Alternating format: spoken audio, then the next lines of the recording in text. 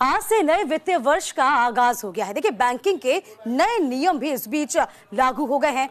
जान लीजिए, जैसे कि एटीएम से पैसा निकालना हो सकता है तो वो महंगा हो जाएगा। बैंकों के ब्याज दरों में बदलाव होगा। देखिए, आज 1 अप्रैल है। आज से नए वित्तीय वर्ष का आगाज हो गया। आज से बैंकिंग से जुड़े कई नियमों में बदलाव हो रहे हैं।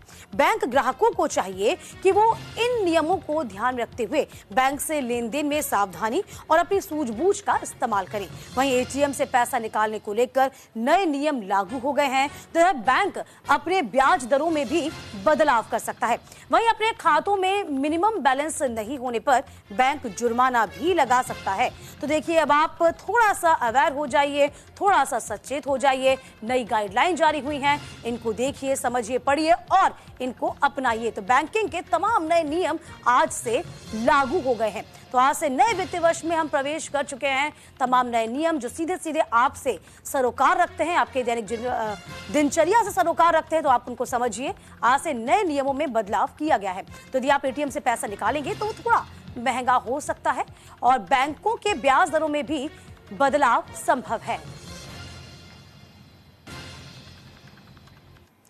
चलिए जान लीजिए नए वित्तीय वर्ष से नए नियम क्या कुछ होंगे। देखिए, मिनिमम बैंक बैलेंस में बदलाव है।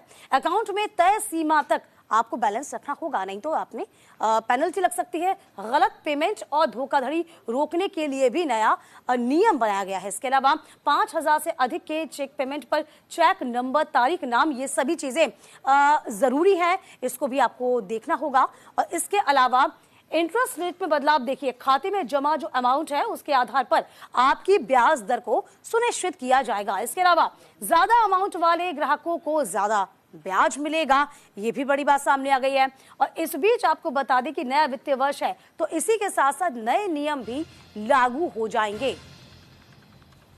तो नए वित्तीय वर्ष से नए नियम, मिनिमम बैलेंस नियम में बदलाव भी समझिए। अकाउंट में तय सीमा से कम बैलेंस हुआ तो पेनल्टी होगी। गलत पेमेंट, धोखाधड़ी रोकने के लिए भी नया नियम है। 5,000 से अधिक के चेक पेमेंट पर चेक नंबर होना चाहिए, तारीख, नाम, अमाउंट का वेरिफिकेशन। इधर इंटरेस्ट रेट में हम बदलाव का जिक्र करते हैं, तो खाते में अमाउंट के आधार पर ब्याज दर और ज्यादा अमाउंट वाले ग्राहकों को ज्यादा ब्याज दर होनी चाहिए। एटीएम नियमों में बदलाव भी यहाँ पर किया जाएगा। दूसरे एटीएम बैंक से पैसे निकालने पर 3 बार फ्री सुविधा।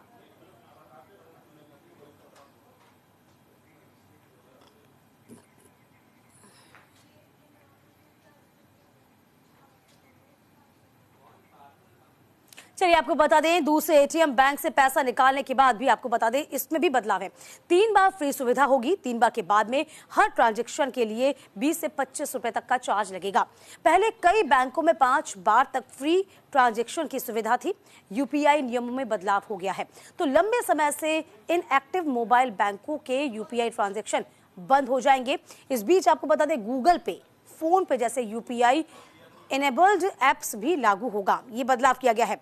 टैक्स स्लैब का जिक्र करते हैं तो उसमें भी बदलाव है। जैसा कि आपको पता ही है, 20 से 24 लाख की इनकम के लिए एक नया स्लैब लागू हुआ है। तो 12 लाख तक की जो कमाई है उस पर 0 टैक्स होगा और नए टैक्स रिजीम चुनने वालों को इसमें फायदा मिलेगा। टीडीएस लिमिट की सीमा को बढ़ा दिया गया है। 6 लाख तक की रेंटल इनकम पर टैक्स नहीं होगा। रेंट से होने वाली इनकम पर टीडीएस छूट होगी दुगनी। रेंटल इनकम पर टीडीएस सीमा 2.4 से बढ़ाकर 6 लाख। वरिष्ठ नागरिकों के लिए टीडीएस 50,000 से बढ़ाकर 1 लाख हो गई है। प्रोफेशनल सर्विस पर टीडीएस 30,000 से बढ़ाकर 50,000। जीएसटी नियमों में एमएफए जरूरी है। जीएसटी पोर्टल पर अब मल्टी फैक्टर अनिवार्य